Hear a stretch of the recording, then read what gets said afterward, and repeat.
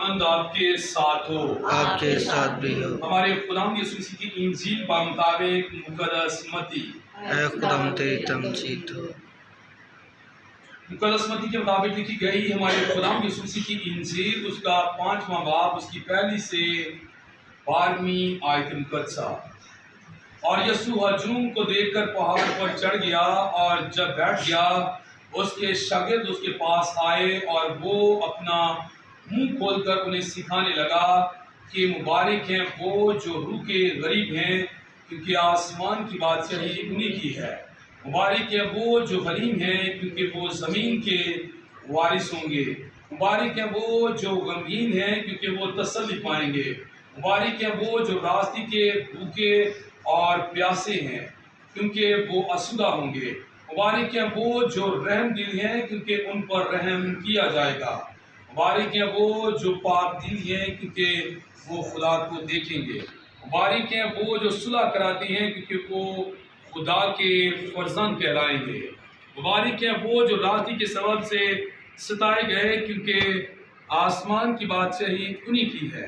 مبارک ہو تم جب میرے سبب سے لوگ تمہیں لعن طعن کریں اور ستائیں، اور ہر طرح کی بری باتیں تمہاری نسبت ناحق کہیں۔ خوش ہو اور خوشی کرو، کیونکہ آسمان پر تمہارا اجر بڑا ہے، اس لیے کہ انہوں نے ان نبیوں کو جو تم سے پہلے تھے اسی طرح ستایا۔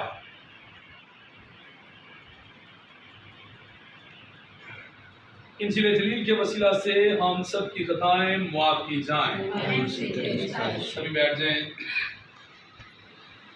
مسیح خدا میں میرے عزیز بھائی بہنوں، آج ہم تمام دنیا کے ساتھ مل کر عالمی سطح پر چائلڈ لیبر کی روک تھام کے دن کو مناتے ہیں۔ چائلڈ لیبر یہ ہوتا ہے، چائلڈ کا مطلب ہوتا ہے بچہ، اور لیبر کا مطلب ہوتا ہے مزدوری، یعنی کہ جو کم سن عمر کے بچے ہوتے ہیں، جن کی عمر کم ہوتی ہے، چھوٹی عمر کے بچے، ان سے مزدوری کروائی جاتی ہے۔ آج اس کی روک تھام کے دن کو منایا جا رہا ہے۔ ہماری دعا ہے کہ خدا ان والدین کو یہ نصیحت دے، اور ان سرپرستوں کو بھی نصیحت دے کہ جو ان بچوں کی رہنما اور رہبر تو ہوتے ہیں، لیکن ان سے جو ہے نا بچپن میں بھی محنت اور مزدوری کروانا شروع کر دیتی ہے، کہ خدا ان بچوں کو بھی اپنی پناہ، اپنی حفاظت میں لے۔ جو بچے کم سن عمر کے ہوتے ہیں، وہ بچے کھیلنے کودنے کی عمر رکھتے ہوئے انہیں سخت محنت کرنی پڑتی ہے، کٹھن محنت کرنی پڑتی ہے۔ مثال کے طور پر آپ دیکھ سکتے ہیں، اکثر اوقات ہم بٹا کی طرف جائیں تو بٹے پر بہت سارے ایسے بچے ہوتے ہیں جو چھوٹی چھوٹی ریڑھی ہوتی ہیں، وہ اسے کھینچ کر لے کے جا رہے ہوتے ہیں، انہوں نے یہ کسیاں پکڑی ہوتی ہیں۔ اس کے علاوہ پھر میں نے کئی بچوں کو دیکھا ہے جو ان کے دار ہوتے ہیں۔ تو ہماری دعا ہے خدا کے حضور میں کہ خدا ان بچوں کو جن کے پڑھنے لکھنے کے اور کھیلنے کودنے کے دن ہوتے ہیں، خدا ان کی حفاظت نگہبانی فرمائے۔ مسیح خدا میں میرے عزیز بھائی بہنوں، آج کی پہلی تلاوت جو مقدس پالوس رسول کے خط دوسرے خط کرنتھیوں کے نام میں سے لکھی، جس میں ہم نے یہ سنا ہے کہ خدا مجھے تسلی دیتا ہے تاکہ میں دوسروں کو کیا کروں، ان کی مصیبت میں تسلی دے سکوں۔ یہ بات یاد رکھیں کہ اکثر اوقات ایسا ہوتا ہے کہ خدا نے جنہیں تسلی دی ہوتی ہے، وہی آگے جا کر اپنے ان بہن بھائیوں کو، لوگوں کو جو خدا کی راہ پر چلتے ہیں، انہیں کیا دیتے ہیں، تسلی دے پاتے ہیں۔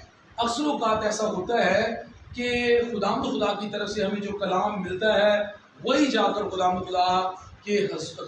کی مرضی کے مطابق ہم ان لوگوں کو دیتے ہیں اور وہ تسلی حاصل کرتے ہیں۔ اس سے مراد یہ ہے کہ ہمیں بھی چاہیے کہ ہم بھی ایسے وقت میں جو کوئی مصیبت میں ہو تو اسے کیا دیں، تسلی دیں، حوصلہ افزائی دیں، اور اس کی حوصلہ شکنی نہ کریں۔ اکثر اوقات ایسا ہوتا ہے کہ لوگ کیا کرتے ہیں، جب کوئی بندہ یا بندی مصیبت میں جاتی ہے تو دوسرے لوگ دلوں میں کیا کرتے ہیں، خوشی مناتے ہیں۔ اس بات سے گریز کرنے کے لیے خدا نے کہا ہے، اور یاد رکھیں کہ ہمیں چاہیے کہ ان کا ہر طرح سے خیال کریں اور ان کی مصیبت میں کیا کریں، ان کا ساتھ دیں۔ کیونکہ ایک بڑی اچھی کہاوت ہے، کہا جاتا ہے کہ بندہ ہی بندے دا دارو تے بندہ ہی بندے دا مارو۔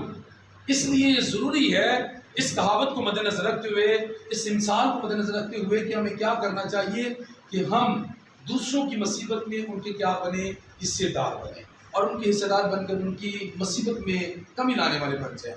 آج کی پہلی تلاوت ہمیں اس بات کے لیے دعوت دیتی ہے کہ خدا مجھے تسلی دیتا ہے کہ میں دوسروں کی مصیبت میں کیا کروں، انہیں تسلی دے سکوں۔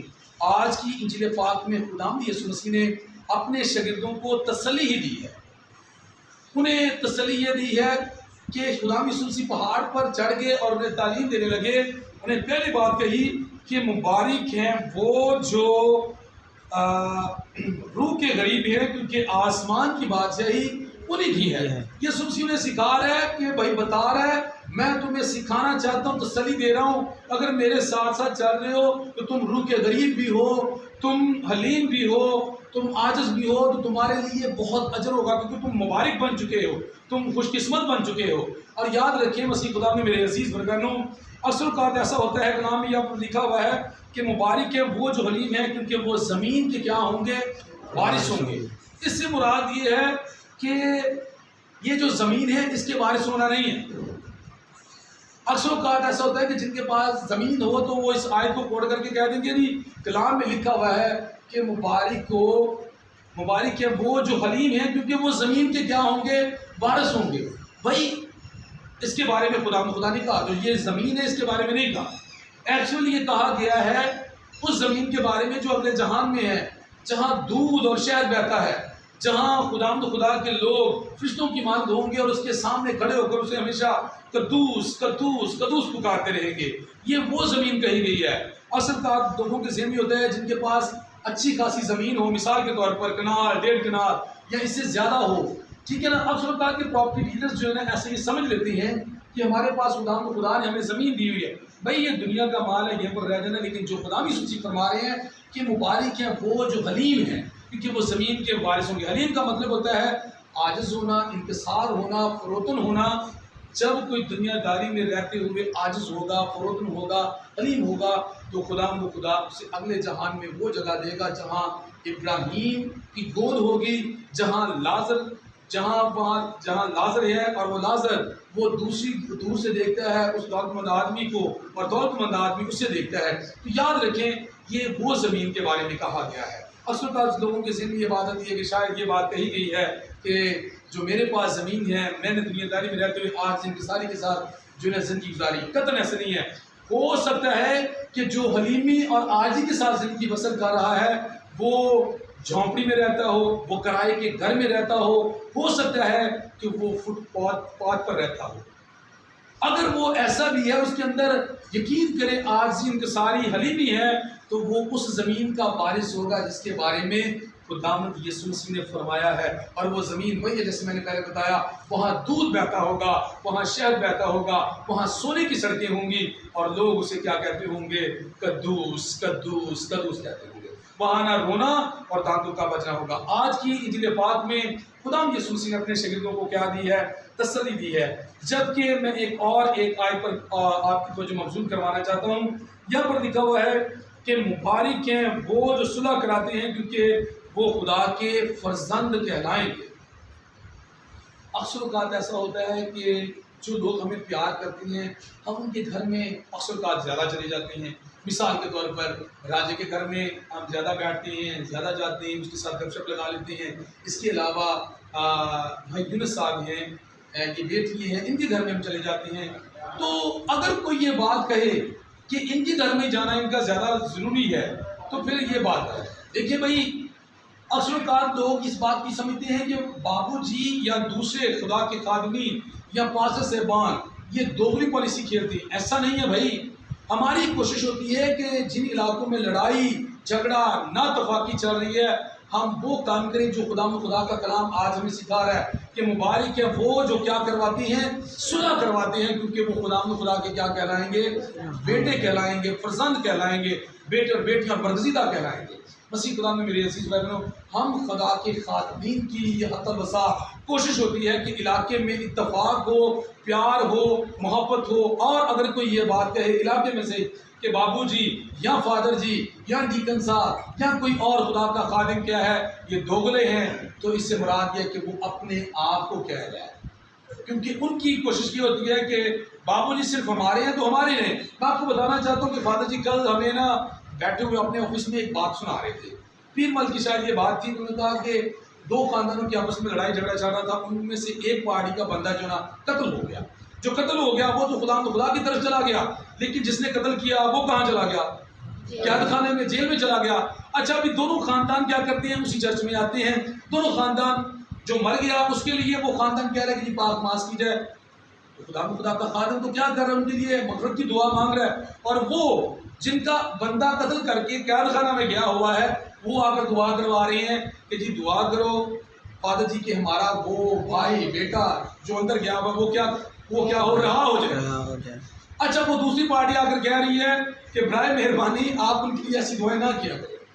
فادر جی نے کہا کہ بھائی زبان بند رکھیے, میں خدا کا کاہن ہوں, میں خدا کا منصو ہوں, میرا فرض بنتا ہے مجھے جو دعا کے لیے کہے گا ہم کریں. ہمارا بھی یہی حال ہے, ہم بھی ایسا ہی کرتے ہیں. جیسے خدا کے کلام میں لکھا ہے وہ اپنے سورج کو کیا کرتا ہے نہیں دیکھتا وہ بڑ پر چمک رہا ہے یا نیک پر چمک رہا ہے, وہ سب پر کیا کر رہا ہے چمکا رہا ہے اسے.